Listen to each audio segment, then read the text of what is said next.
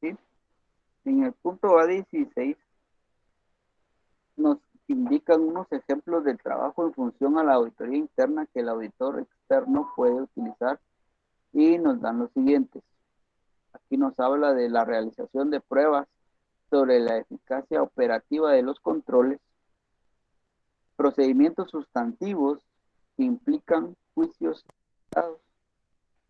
observaciones de los recuentos de existencias, seguimiento de las transacciones a través de un sistema de gestión para la preparación de información financiera. Y entonces esto se refiere más que todo, por ejemplo, a los CRM o a los sistemas de procesos, sistemas de control, ¿verdad? Que todo esté sistematizado, ¿verdad? Para que todo tenga trazabilidad y se pueda revisar. Realización de pruebas de cumplimiento de requerimientos reglamentarios, ¿verdad? Entonces, ¿esto cómo lo podemos hacer? Lo podemos hacer con pruebas de control, con pruebas sustantivas,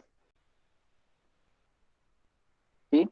Y el otro punto dice, en algunas circunstancias, auditorías o revisiones de la información financiera de entidades dependientes que no sean componentes significativos del grupo cuando no exista conflicto con los requerimientos de la NIA 600.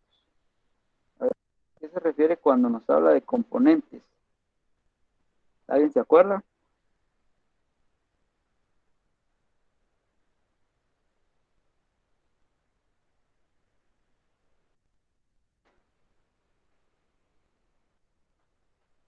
¿A qué nos referimos cuando hablamos de componentes?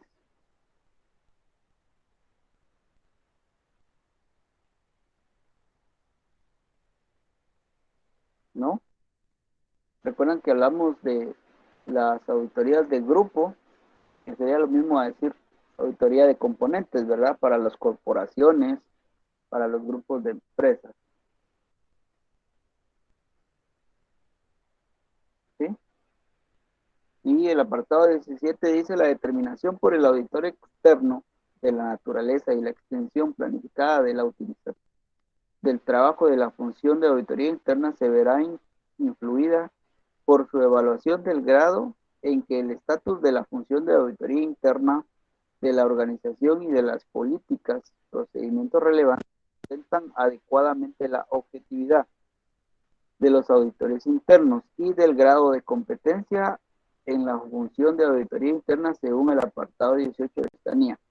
Adicionalmente, a estos efectos, el grado en que el grado en que sea necesaria la aplicación de juicio en la planificación, realización y evaluación de dicho trabajo, así como el riesgo valorado de incorrección material en las afirmaciones, son datos en cuenta por el auditor externo. Además, hay circunstancias en las cuales el auditor externo no puede utilizar el trabajo de la función de auditoría interna por fines de la auditoría, como se describe en el apartado 16. Entonces, si se dan cuenta, en este párrafo nos vuelve a mencionar el tema de objetividad, nos vuelve a mencionar el tema de la competencia, ¿verdad? Y también nos menciona, por ejemplo, en qué caso no podemos nosotros, por ejemplo, hay un tema interesante que nos habla la norma y es, por ejemplo, que también pueden existir casos donde el auditor externo no puede hablar con el auditor interno por temas legales, ¿verdad? Puede dar el caso de que, pues, haya pasado algo y el auditor pues esté interno que está en juicio o algo y por alguna orden judicial pues no se puede, ¿verdad? No se puede hablar. Entonces sí hay casos que se han dado donde por temas legales prácticamente pues no se puede, ¿verdad? Se prohíbe que haya contacto entre ese auditor externo y el interno, ¿verdad?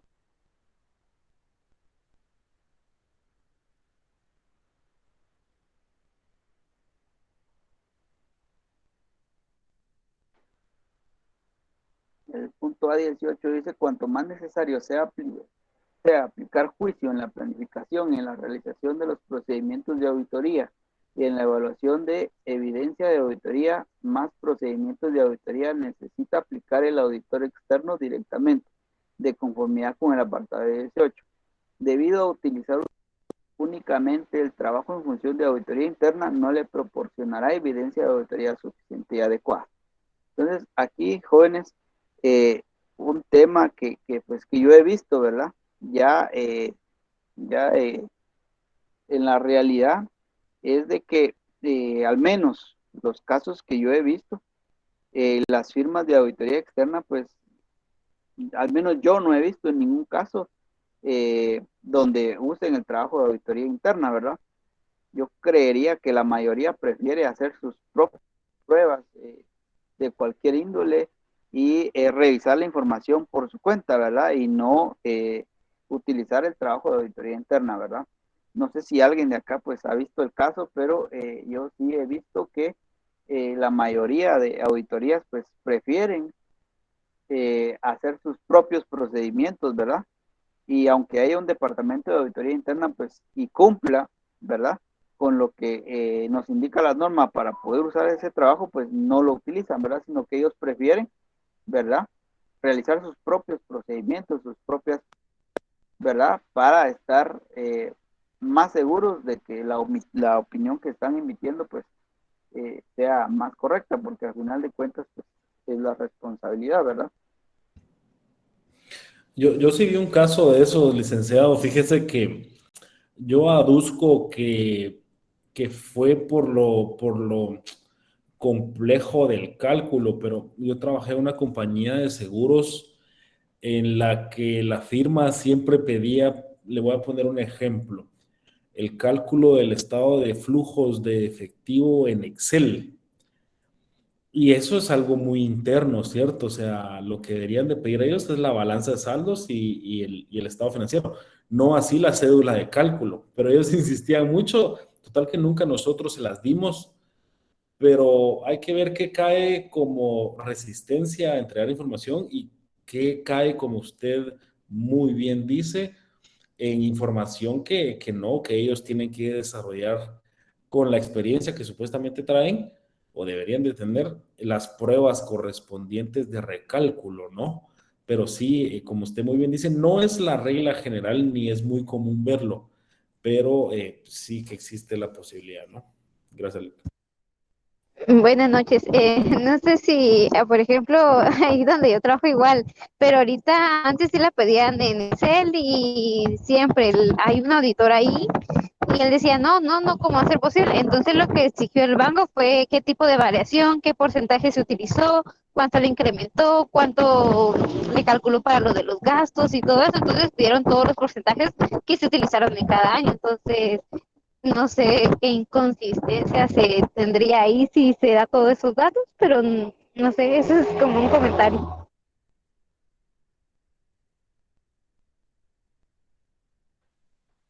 Sí, yo creería de que, por ejemplo, van a haber casos, o quizás existen casos donde, por ejemplo, sea algo muy complejo, ¿verdad? Sea algo muy complejo eh, o eh, algo muy aislado, ¿verdad? Porque al final eh, hay muchos indicadores financieros que se utilizan, hay muchos temas que, por ejemplo, un auditor, como bien dice el licenciado Delorian, pues nosotros tendríamos que tener esa competencia, ¿verdad?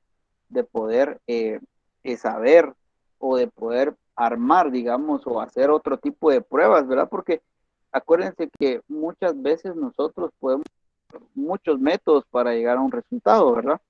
Y no necesariamente eh, hacer un método exacto al que pues alguien adicional hizo, ¿verdad? Sino que establecer un que nosotros pues sepamos y que nos pueda dar el mismo resultado, ¿verdad? Pero sí, nosotros tendremos que tener esa capacidad, ¿verdad? De poder entender y descifrar todos los resultados. Y cuando no sea así, pues sí, podríamos utilizar esa información, ¿verdad? Pero ahí sí que yo creo que cada departamento, cada empresa, al final de cuentas, pues hay un tema ahí de confidencialidad y algún tema de que pues cada entidad también es muy celosa de su información, ¿verdad? Entonces ahí sí que hay un tema ahí poco, por decirlo así, complejo, ¿verdad? Ya llegar al punto de solicitar, por ejemplo, información que esté demasiado a detalle, ¿verdad? Entonces sí tendríamos que tener un poquito de cuidado con eso. ¿Sí? Y en el punto A19 es también la norma nos vuelve a indicar, ¿verdad? Que el auditor externo es el único responsable de la opinión expresada, ¿verdad? O sea, aquí no hay de que porque me guié de este informe de riesgos y que me guié de esto, no. O sea, aquí, si usé la información, pues yo me tuve que haber asegurado de que todo estaba bien, ¿verdad? Y me basé en ello para emitir mi opinión, porque al final va a ser la responsabilidad del auditor o del socio de la auditoría la opinión que se ha emitido. ¿Sí? Dice, necesita formarse los juicios significativos del encargo de auditoría de conformidad con el apartado 18. Los juicios significativos incluyen los siguientes. Valoración de riesgo material, evaluación de la suficiencia de las pruebas realizadas, evaluación de la adecuación de la utilización por la dirección de la hipótesis de la empresa en funcionamiento, ¿sí? Este es el famoso negocio en marcha, ¿verdad? Siguiente, de la evaluación de las estimaciones contables significativas, ¿verdad? Que este es un tema también que tenemos que ponerle mucho ojo, ¿verdad? Las estimaciones contables que no en todos los casos, pues, hablando financieramente, van a ser elaborados de la misma manera o enfocados de la misma manera, ¿verdad? Hablando financieramente. Evaluación de la adecuación de la información para revelar los estados financieros y de otras cuestiones que afectan el informe. Luego la norma nos sigue hablando un poquito de el riesgo valorado de incorrección material. Nos habla de la comunicación con los responsables del gobierno de la entidad. Y nos vuelve a hablar de la utilización del trabajo, de la función de auditoría interna, que fue lo que mencionamos. Y aquí abajo hay algo importante que también les quería comentar.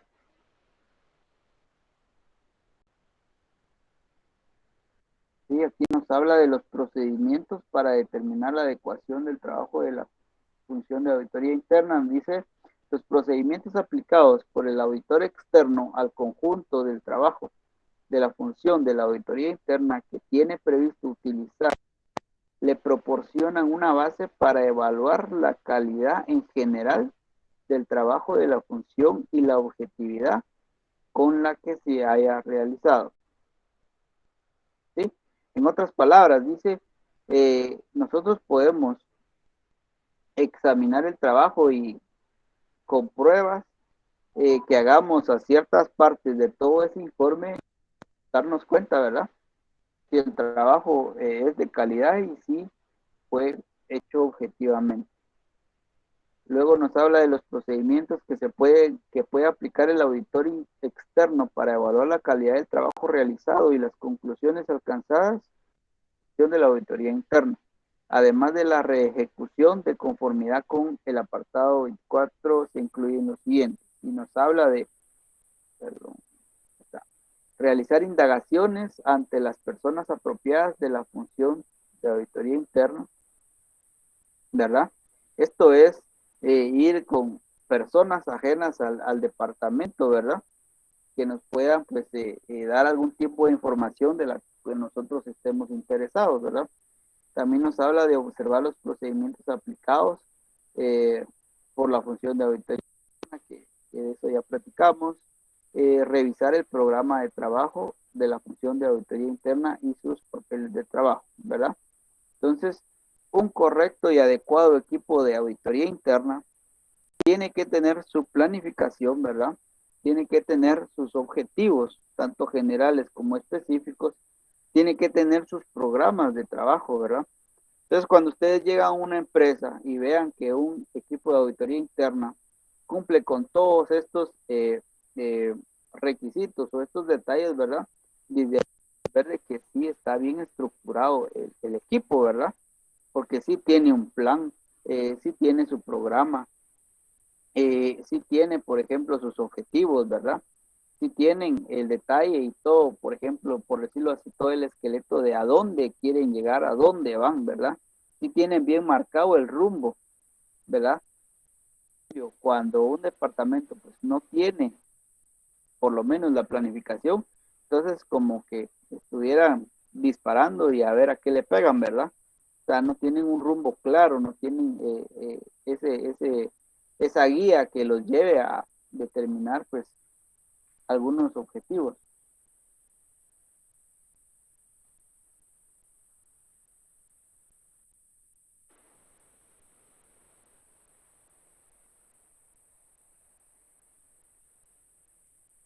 Y por aquí hay otro tema importante. En lo que yo encuentro esto, ¿alguien tiene alguna duda? ¿Alguien algo que quieran comentar, jóvenes? ¿Hasta dónde vamos?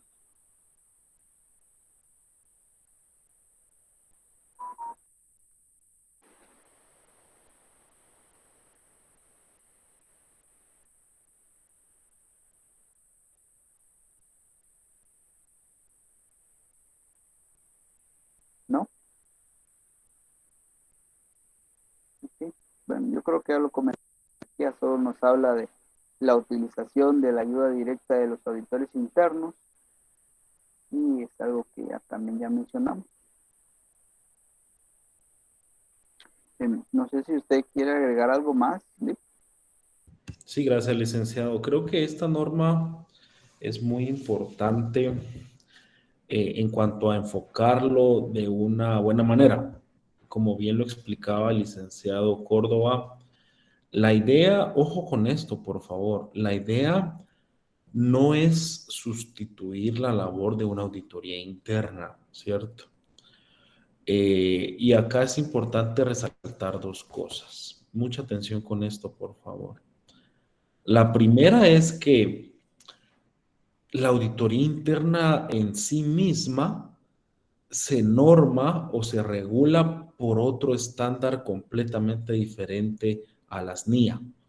De hecho, la auditoría interna a nivel global se rige por un instituto llamado el IA, que es el Instituto de Auditores Internos, Institute of Internal Auditors, que de hecho la conferencia mundial de este año ya lo retomaron presencial, va a ser en Chicago. Bueno, es todo un rollo este tema. Pero ahí no se aplica a las NIA, se aplica a un documento que se llama Marco Internacional para la Práctica Profesional de la Auditoría Interna y que el capítulo 4 de este documento marco se llama las NIEPAI, que son las normas internacionales para el ejercicio profesional de la auditoría interna y que esto se divide en dos, la sección 1000, que es normas sobre atributos, la sección 2000, que son normas sobre desempeño. Son unas normas muy interesantes. Les comparto cuál es mi favorita, es la norma 2120, apartado A1, que habla de los enfoques de la gestión de riesgos. Pero bueno, se los digo así porque es algo que a mí me sigue apasionando mucho, la auditoría interna, ¿cierto? Veo que Lucía tiene un comentario. Adelante, Lucía.